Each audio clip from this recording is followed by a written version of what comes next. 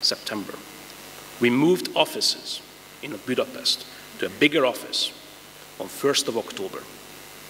2 weeks later, I started to lay off people. I made it to the layoff calculator on index.hu.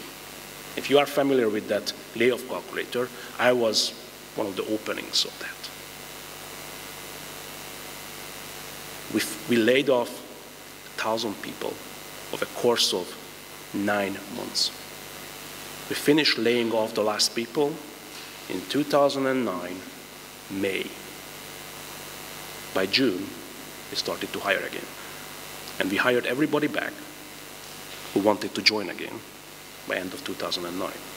It was a great learning. Always watch your utilization, because once utilization drops and something happens, you are a toast. But the IPO was off, right? And it was off for quite a while. Actually, it was off for 4 years, 4 long years. We went public in 2012, last year in February the 8th. And a good story is why I'm not on this picture. How come I didn't make it to ring the bell, which is the most important event of your life when you're going public? Carl, Arkady, and Ilya, our CFO, went on a roadshow. So we left the rest of the management to run the company while they were jetting around in private jets, raising money across the world. So in 7th of February 2012, I was driving along the Zurich Lake, because by this point I moved to Switzerland to take up the role of running the financial services business. Driving along the Lake of Zurich, and I was listening to music, daydreaming, right? We're going public, it's going to be great. It was good. It was really early in the morning. I started to receive SMSs, but I ignored it, right? Then I picked up my phone because somebody called, and it was Carl. Did you read it? I said, no, what? It's off. What do you mean it's off? Turn back, don't fly. The IPO is off. What do you mean it's off? The order book is not filling. Okay, there was an IPO a week before us, which was unsuccessful. An antivirus software IPO a week before us. And the order book was not filling. So I said, all right, fine, I'm disappointed, I was swearing, I was really upset. But went to the office, canceled my flight, and booked another flight next day on the 8th to go to London to see my customer. And because that flight is really early, so you have to wake up at 4:30 in the morning for that, I had a glass of wine and went to bed pretty early. So at 11 o'clock, my phone started to ring. It was Arkady. At that point, I'm still a major shareholder. He called me up and said, FB, would it be all right to drop the price? I said, what do you mean drop the price? I mean, we were supposed to go public at $16 to $18 range. We need to drop the price. I said, okay, Ark, I agree. Let's drop the price. Let's go. Are you sure? I said, yeah, we'll go. Yes. So we voted. I voted yes. Next morning, I got up, flew to London, and I was meeting with my customer. I actually went to their trading floor. And I was watching going live, going public on the trading floor. And I felt a little bit disappointed, right? I'm not there. I'm not enjoying the moment. They are around. They are on the floor. They are going around with the TV camera, and they are ringing the bell. But at the end, I had another meeting, and I went out to the Canary Wharf.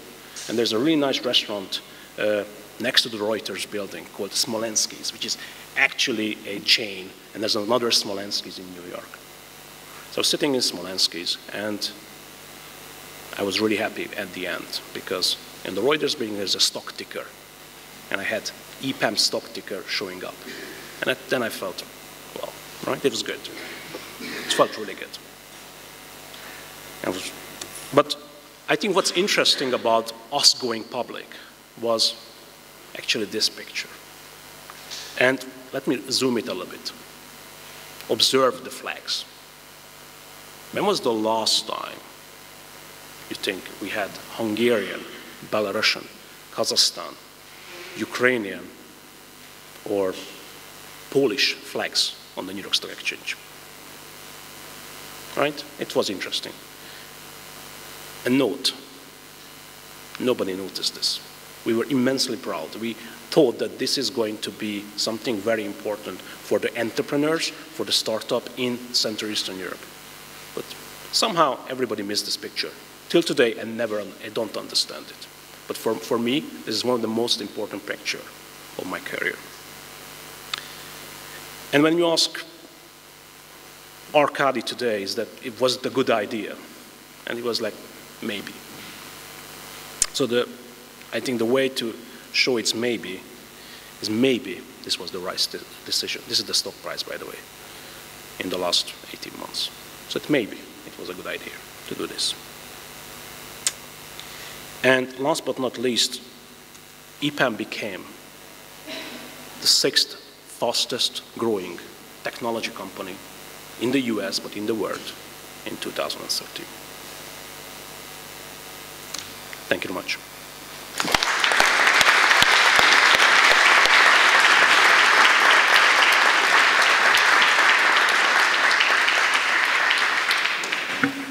Thank you very much, Balázs, and Robin as well. Those were both inspiring. Really great. The panel is coming together here. In the interest of time, we're running 4 minutes late. So in the interest of time, let me introduce all the panel members.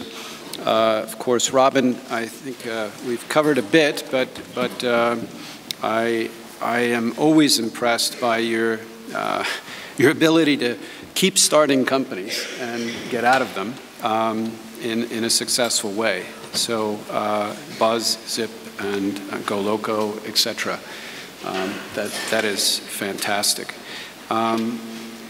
We have Anna Maria Centaric, who's a senior attorney at Weil Gotshal Manges with us. Weil Gotshal Manges is one of the sponsors, and of course is a global law firm with offices around the world. She is an expert in governance, among other things, so we're very pleased to have you here. Peter Tansos, to her right, is a partner at Euroventures. I know he has been, he is a very experienced investor, and of course EPAM or Fathom is one of his investments, and he runs funds that invest in Hungary and some regional companies as well, and is very successful. So welcome, Peter. Balázs, we've heard about already. With all due respect, I'll shift over to Kevin. Kevin Aspergin is an American who is one of the captured souls here in Hungary, as I call them. And he is living in Hungary as well as in the US, and is particularly involved with Pécs University through the Business Economic Development Center, which is a program supported by the Simonyi Foundation. And again, hello to all those in Pécs today. Kevin is a successful entrepreneur as well. We had a discussion among us before this day, and we came up with a couple questions. We have 5 questions. I encourage you all to write down and think about what your questions are. Anybody doing it online, the questions will be brought up here as well, and then we can deal with them. We have a little less than an hour, and I hope we can get through this and learn something. I'm sure we will. So my first question, maybe Robin, if you could start with that, the answer. What are the traits that a successful entrepreneur needs to succeed? I'm sure I'm supposed to know the answer to this question. Successful traits would be, intellectual honesty, which is a very funny sentence. When you're an entrepreneur, you're constantly selling. You're saying, my company is great. Please come work for me even though I have nothing. Please sell me stuff even though I have no money to pay you back. And please buy my things even though I've never sold them before. So you're constantly on this selling mode. And Intellectual honesty is what's going to get you through, in that you need to know what you personally are good at and not good at, so that you can surround yourself and your very first hires are people that complement you. It may be that you're going to be the CEO of the company you founded, and it may be that that's not what you're best at. So try to be really, really honest. Similarly, as I told you my example of something that we had really wanted to do, which was to put a device in the car, we figured out that that was not the right thing to do. So intellectual honesty will help you move towards the path of righteousness and improve your company much, much faster. So really be very, very clear about that, even though you don't want to. So you might not tell everyone else about it, but in your own head, you should be knowing. Do I want to talk for longer, or should I stop?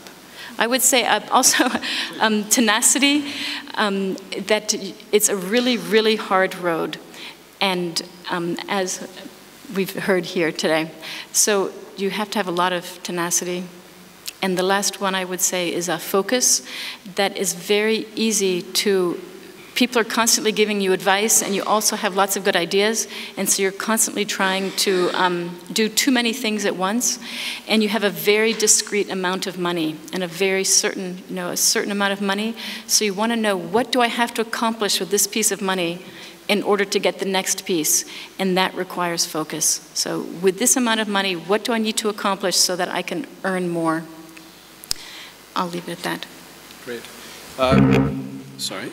I would just go to the end of the table now just to mix it up here. Kevin, could you comment on this as well, please? Yeah, Can you push the button, please? Yeah, I agree with everything that Robin said. The tenacity, because starting a business is hard.